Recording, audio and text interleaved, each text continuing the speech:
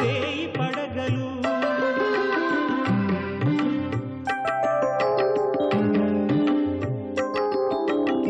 ధర్మదేవత తలపై పట్టిన శ్వేత ఛత్రములు వేయి పడగలు సత్కర్మాచరణకు ఎత్తిన ధ్వజములు వేయి పడగలు వేయి పడగలు వేయి పడగలు వేయి పడగలు నిత్యం అవి కనిపెడతాయి దాంపత్య పవిత్రతను పరిరక్షిస్తాయి ఆమణి దీప్తులు సుందర ప్రకృతి స్వచ్ఛతను వేయి పడగలు వేయి పడగలు వేయి పడగలు ధర్మం సుషుప్తిలో పడి ఉన్న దైవం మాత్రం నిర్నిద్రం సహస్ర ఫణాల అంచులపై అమరిన జగమంతా బహుభద్రం కాల ప్రహతికి శేషించి ఉన్న పడగలు రెండైనా ప్రకృతి పురుష గార్హస్థ్య వ్యవస్థకు అవే కదా ప్రతీకలు వేయి పడగలు వేయి పడగలు వేయి పడగలు. కాలగర్భంలో ఇంకొన్ని సంవత్సరాలు గడిచిపోయాయి. ధర్మారావు గిరికకు పాఠాలు నేర్పుతూనే ఉన్నాడు. రంగారావు గారు ఆరోగ్యం పాడైనందువల్ల సుబ్బనపేటలోనే ఉంటున్నారు. ఆయన పుత్రుడు హారప్ప పెరిగి పెద్దవాడయ్యాడు. ధర్మారావు కొడుకు రామేశ్వర శాస్త్రికి 6 సంవత్సరాలొచ్చాయి. పాత గణాచారి పోయిన తర్వాత కొత్త గణాచారి ఆ చోటును ఆక్రమిస్తుంది. రామేశ్వరం మంగమ్మల మధ్య అక్రమ సంబంధం పెరుగుతుంది. త్వరగా వెయ్యొదినా, గుడికెళ్ళాలి. రతంత్ర కనది నిజమే గిరిక. నీకు గుడికి వెళ్ళడానికి వేళంటూ లేదు. ఎప్పుడు చూడు ఆ కృష్ణయ్య గురించి కలలు కండం, ఆయన విగ్రహం ముందుకొచ్చి మైమర్చిపోవడం. నీకు రావాలని లేకపోతే రావద్దదినా, నన్ను మాత్రం వెక్కిరించుకో. గిరిక, ఒక్క మాట చెప్పు, నిన్ను ముద్దాడితే వెన్నవాసన వస్తుంది ఎందుకని? బహుశా నల్లనయ్య వెన్న తిని గిరికని ముద్దాడేమో. అవునదినా. తులసిమాత కరుణించి తల్లి. ఏమమ్మా ఆడబిడ్డ, అంత మరీ అలగద్దు. ఇప్పుడు నేనేమన్నానని? వదిన్ని కదా, ఆ మాత్రం పరిహాసం చేయకూడదా ఏమిటి? ఆ ఆడబిడ్డని ఏడిపించకపోతే నిద్రెలా వస్తుంది? నీ స్వామిని నాకు కూడా పరిచయం చేయొచ్చు కదా. గిరిక, ఏడుస్తున్నావెందుకు చెప్పు గిరిక. స్వామి ఇంతవరకు ఒక్కసారి కూడా దర్శనం ఇవ్వలేదు, కానీ నువ్వేమో ఎప్పుడూ నన్ను పరిహాసం చేస్తుంటావు.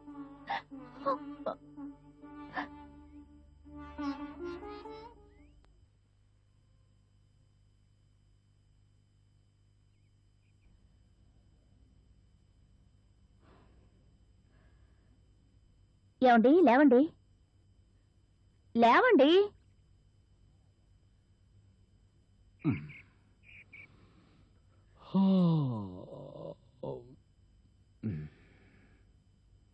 కాఫీ తీసుకోండి.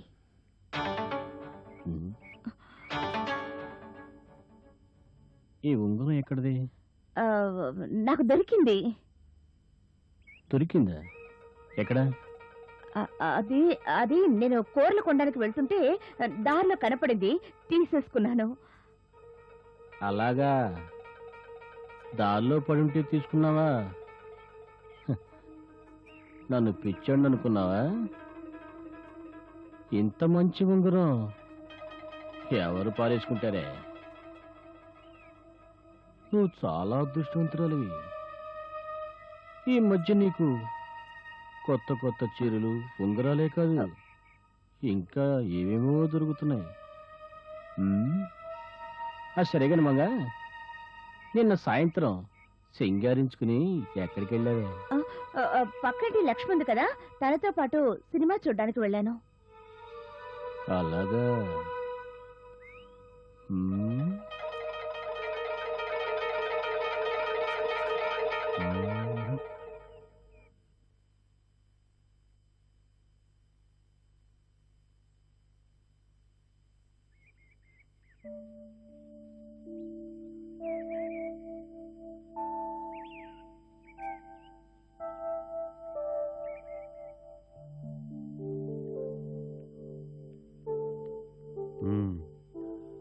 అవునండి, ఇదంతా మీకు ఎప్పుడో చెబుదాం అనుకున్నాను, కానీ మీరు తప్పుగా అర్థం చేసుకుంటారనుకున్నాను. ఇక చెప్పక తప్పడం లేదు. ఒక రోజుని కాదు, రోజు అంతే.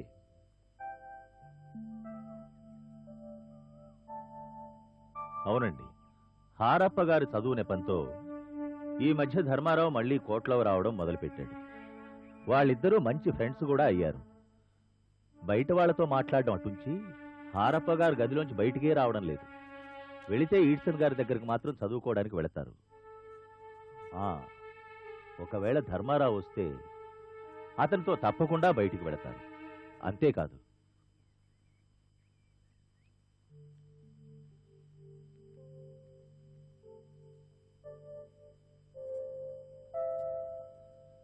మాకు కావాల్సిన హరప్ప సంతోషంగా ఉండటమే. ఆయనకి ఏది ఇష్టమో అది చెయ్యి నువ్వు. తమరు హారప్ప గారి గురించి ఏదో కంప్లైంట్ చేస్తున్నాను అనుకోకండి. మాకు అతను సంతోషంగా ఉండడమే కదా కావలసింది.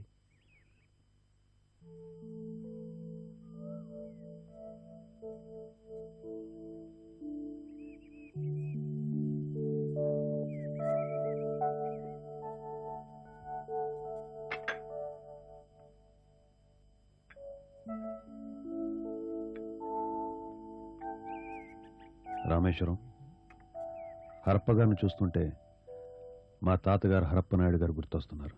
హారప్ప గారు వారి తాతగారి పేరు నిలబెడతారని అందరూ అనుకుంటున్నారు.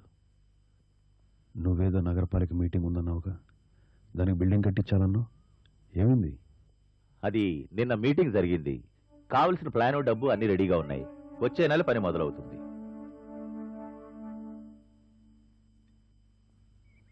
మిగతా పనులన్నీ సక్రమంగా జరుగుతున్నాయి కదా? ఆ కవర్ ఏంటి? ఇది ఈడ్సన్ గారి జీతం. పోయిన నెల కూడా ఇవ్వలేదు. ఈ రోజు నేనే వెళ్ళి ఇవ్వాలనుకుంటున్నాను. Good morning sir. Good morning. Please. Thank you sir. చెప్పండి, ఎలా ఉన్నారు? ఉండటానికి ఏర్పాట్లన్నీ బాగా జరిగా? Yes sir. మీ స్టూడెంట్ ఎలా ఉన్నాడు? Is improving?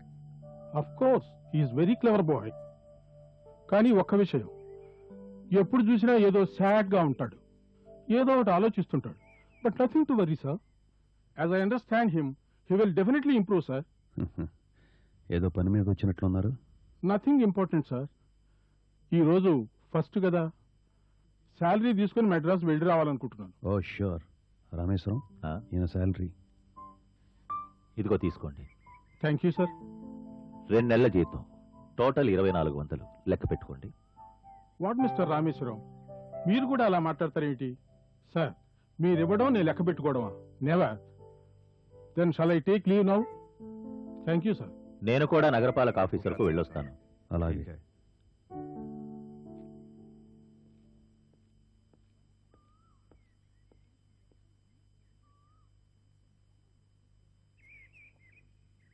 అయ్యగారు, మీరు అలా కూర్చునే ఉన్నారు, విశ్రాంతి తీసుకుందరు కానీ రండి.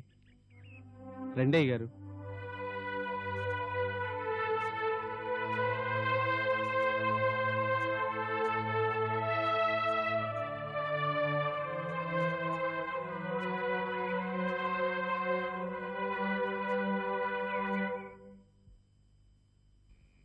అన్నయ్య, నాకు అసలు ఏమీ అర్థం కావడం లేదు.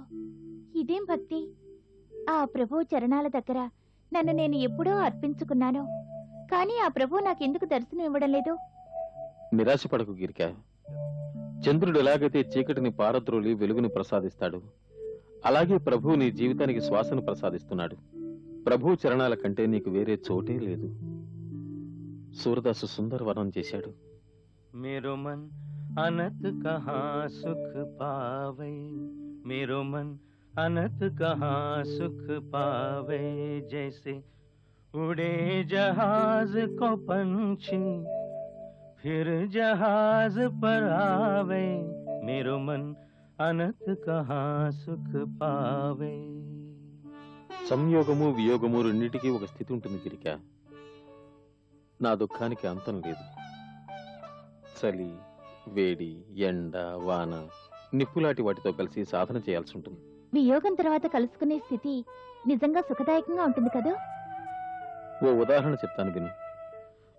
గోపిక కృష్ణుడి విరహంలో ఏముంటుందంటే, मधुबन तुम क्यों रहत हरे, विवाह वियोग श्याम सुंदर के, తాడే క్యూ నా ధరే. కానీ అన్నయ్య, కలయికలో ఏ స్థితి ఉండదా? ఉందిగా. मोहिनी मोहन के प्यारे, सुन री सखी कछु नहीं कही, माधो आवन दीजे, जब ही मिले सूर के स्वामी, హాంసీ ఖరీ ఖరీ లీజే. దీని అర్థం ఏమిటంటే, స్వామి కోసం నిరీక్షించి ఆయన దర్శనం ఇచ్చినప్పుడు విరహంలో నువ్వు అనుభవించిన బాధ అంతా వెళ్ళకకు. ఏమ్మా, అర్థమైందా? ఆ,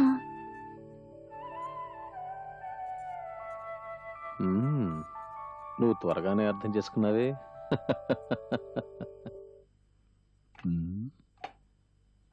ఎక్కడ పెట్టుంటుంది తాళం?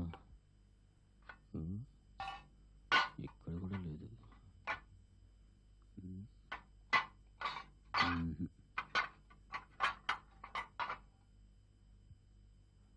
ఇక్కడ లేదు.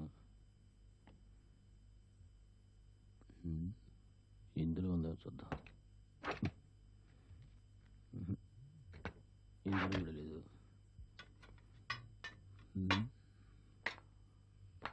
మరి ఇంకెక్కడ పెట్టుంటుంది? ఎక్కడుంది తాళం? నాకు తెలీదు. అసలు నా మాట మీరెందుకండి నమ్మరు? ఎందుక? నా నమ్మకాన్ని ఒమ్ము చేసినందుకు. నువ్వు ఇంకా నన్ను మోసం చేయాలని చూడకు. నాకంతా తెలిసిందిలే. ఎక్కడుంది పంచా? దానికి ఏమైనా కాళ్ళు వచ్చి ఎక్కడికైనా నడిచి వెళ్ళిపోయిందా? నేను ఇక్కడేగా ఆరేసాను. చూడు, రభస్ చేయకుండా తాళం ఇవ్వు. అసలు నీకేంటి బాధ తాళం ఇవ్వమంటే? నీ పెట్టులోనే పెట్టుండొచ్చుగా. ఇందాకే చెప్పానుగా తాళం చెవి నా దగ్గర లేదని. లేదా లేక ఇవ్వటం ఇష్టం లేదా? అందులో డబ్బులు కూడా దాచించావా? దోచిపోతాను భయమా?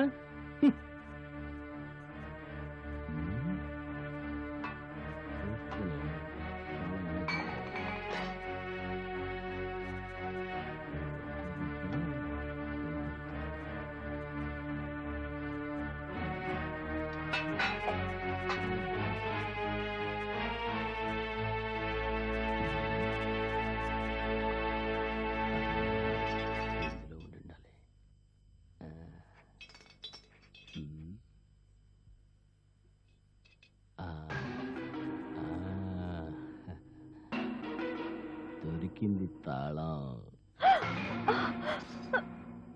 ఏమండి, అది ఇవ్వండి. చెట్లో ఏమి లేదండి. అయ్యో, నా మాట నమ్మరేమిటండి? ఏమీ లేకపోతే నీకు ఎందుకు ఏమండి?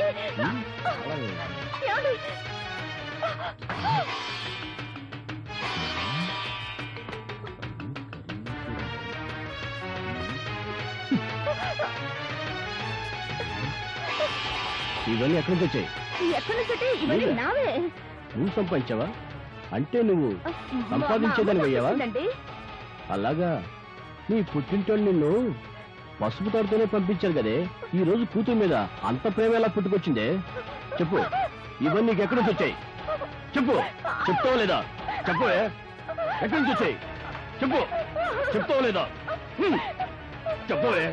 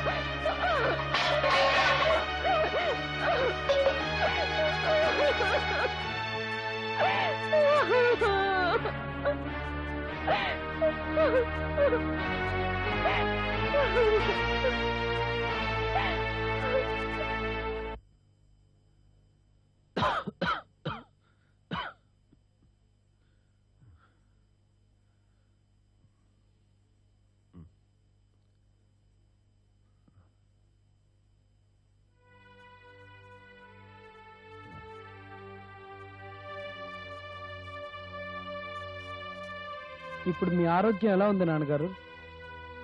వయసు అయిపోయింది. ఆరోగ్యం గురించి ఏం చెప్పమంటా? ఇకపోతే వ్యవహారాలన్నీ మీరే చూసుకుంటున్నారు. అందుకంటే మాకేం కావాలి? ఇక ఆరోగ్యం గురించి అంటారా?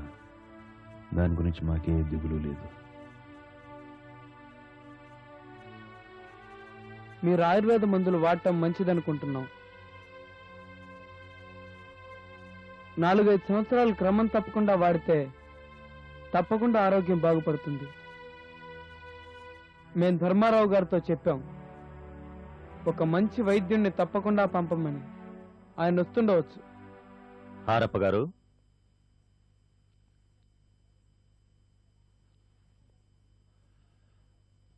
వీరు రామేశ్వర శాస్త్రి గారు. నమస్కారం అయ్య గారు. ఏం శాస్త్రి గారు, మీ దగ్గర మంచి మందులు ఉన్నాయా? ఉన్నాయండి. కానీ ఈ మధ్య మీరు విధి ప్రకారంగా మందులు తయారు చేయట్లేదని విన్నాం. అయ్యా, ఎందుకు చేయమండి? వైద్యం చేయించుకునేవారు డబ్బుల విషయంలో వెనుకాడకుండా ఉంటే ఒకదాని మించిన మందు మరొకటి శాస్త్రీయ పరంగా తయారు చేస్తామండి. ఆ మందుల గుణాల బాధ్యత కూడా మేమే తీసుకుంటాం అయ్య గారు. నిజం చెప్పాలంటే మందులు శరీరతత్వానికి అనుగుణంగా ఇవ్వాలి అయ్య గారు. రోగం వేరును నాశనం చేస్తే రోగం పూర్తిగా పోయినట్లే. ఈ మాట మాత్రం 16 అణాల నిజమండి. పూర్తిగా గుణమవ్వాలంటే ఎంతకాలం పడుతుందండి? ధర్మారావు గారు మీ వ్యాధిని గురించి నాకు చెప్పారు. దాని ప్రకారం చూస్తే వ్యాధి మొదలై 16 సంవత్సరాలైంది. 3 సంవత్సరాల నుంచి వ్యాధి మరీ ముదిరిపోయింది. కనీసం 2 సంవత్సరాలైనా మీరు ఔషధాలు తీసుకోవాల్సి ఉంటుంది.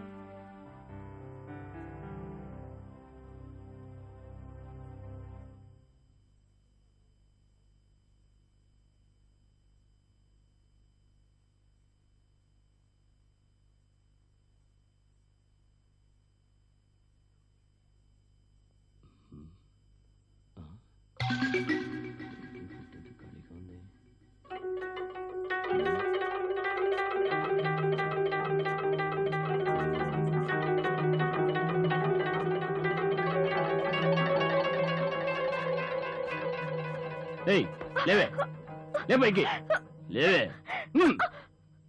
ఏవే, పెట్లో చీలో ఉండాలి. ఏం చేసావే వాటిని? చెప్పు, చెప్పవే. డబ్బులుండాలి, అవి కూడానా? అలాగా. ఈ సుబ్బన్నపేటలో నాకంటే అడుక్కు తినే దరిద్రుడు ఇంకెవడున్నాడే? నిజం చెప్తావా లేదా? చెప్పు, ఎవరికి ఇచ్చేవాడిని? చెప్పు, చెప్పు, చెప్తావా లేదా? చెప్పు, నిజం చెప్పు, చెప్పు, చెప్తావా లేదా? చెప్పు, నిన్ను చూస్తే ఆశయం.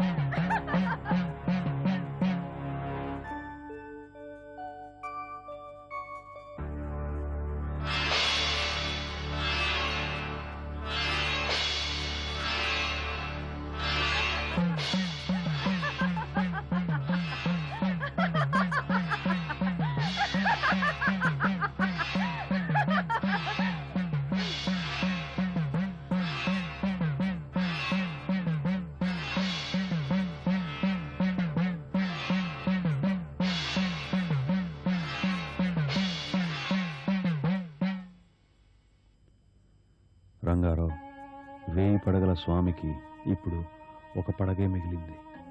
ఇదంతా మీరు చేసిన తప్పుల పరిణామం. ప్రాయశ్చిత్తం ఎలా జరుగుతుంది? ఇప్పుడు తప్పులు దిద్దుకోవడం అసంభవం. కానీ తప్పుతో పాటు నువ్వు పాపం కూడా చేశావు. ఆ పాపానికి నిష్కృతి సంభవమే.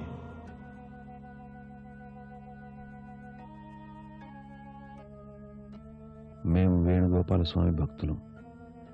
మేము ఈ పావుల్ని దేవుడు అనుకోము. నీ పాపాలకు కారణం నాగేశ్వరరావు. అతను నిన్ను భ్రష్టుణ్ణి చేయటమే కాక రాజ్యాన్ని కూడా కలుషితం చేశాడు. నువ్వు విధర్ముడివయ్యావు. ఈ రోజు వరకు నేను నిన్ను వదిలేశాను. ఈ రోజు మళ్ళీ నీ వలనే వచ్చాను.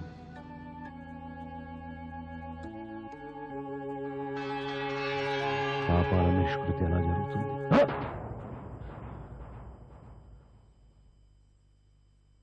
నువ్వు పాము ఆకృతి వదిలేసి బాలుడు అయ్యేందుకు? నా పేరు రామేశ్వర శాస్త్రి. మీతో మాకు పడదు. మేము అపరాధం చేశాం. మీ పుత్రుడు ధర్మారావు మహాత్ముడు. మేము మిమ్మల్ని వదిలేశాం. కానీ మా పుత్రుడు హారప్ప మీ ధర్మారావును వదిలేయలేదు. బాలస్వరూపంలో మీరు మాకెందుకు దర్శనం ఇచ్చారు? మీ పేరేంటి? చెప్పానుగా, రామేశ్వర శాస్త్రిని. ఇల్లు ఎవరిది? మా జమీందార్ గారిది. మీ జమీందార్ గారు ఎవరు? హారప్ప నాయుడు. నువ్వెవరు? ధర్మారావు గారి అబ్బాయిని. అయితే మేమెవరు? మీరెవరో నాకు తెలీదు. మీరు పడుకున్నారెందుకు? పామేమైనా కాటేసిందా? నువ్వెక్కడికి ఎందుకు వచ్చావు? మా జమీందార్ గారి కోట చూద్దామని. అలాగా. నువ్వేం చదువుకుంటున్నావు? నేను చదువుకోవడం లేదు. మరేం చేస్తుంటావు? చింతకాయలు కోసుకుంటాను మా నేస్తాలతో కలిసి. వాళ్ళే ఉంటాయి తెలుసా? అరే, మా నేస్తాలు నా కోసం నిరీక్షిస్తుంటారు. వెళ్ళేస్తాను. కానీ చింతకాయలు తింటే కడుపులో వాతం పెరుగుతుందంటారు, జ్వరం వస్తుందంటారు. కానీ ఈ మాటల మీద నాకు నమ్మకం లేదు.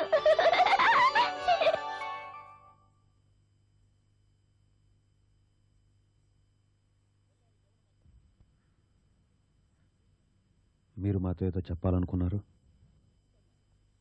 మేం మీతో కళ్యాణోత్సవం గురించి చెప్పాం కదా. అవును, చెప్పారు. మాకు తెలుసు. తాతగారు ఆఖరి రోజుల్లో స్వామి కళ్యాణోత్సవం జరిపించాలనుకున్నారు. ఉత్సవం వైశాఖ మాసంలో అయితే తాతగారు మాఘ మాసంలోనే వెళ్ళిపోయారు. అందుకని మేము కళ్యాణోత్సవం తాతగారు ఎలా చేయించేవారో తెలుసుకొని అలాగే చేయించాలనుకుంటున్నాం. ఏమంటారు? చేయించండి. ధ్వజారోహణ ఏకాదశి రోజున జరుగుతుంది. పోతే ఉత్సవానికి శ్రీకారం పంచమి నాడు జరుగుతుంది. మేము స్వామి గుడి ముందంతా పెద్ద పెద్ద పందిళ్లు వేయించాం. ప్రతి ప్రాంతం నుండి కళాకారులను రమ్మని ఆహ్వానాలు పంపాం. సుప్రసిద్ధ కళాకారులు కూడా వస్తున్నారు. ఏనుగులు, గుర్రాల ఏర్పాట్లు కూడా జరిగాయి. మీకేది సరి అనిపిస్తే అది చేయండి. మాకే చింత లేదు.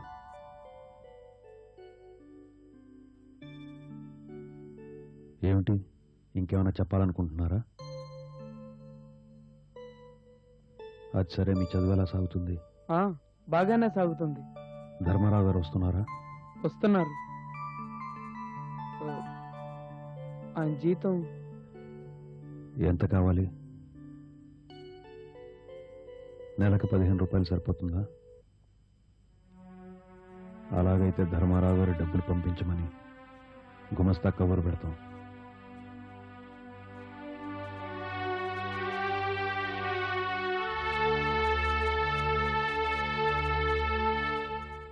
కాల ప్రహతికి శేషించి ఉన్న పడగలు రెండైనా ప్రకృతి పురుషగా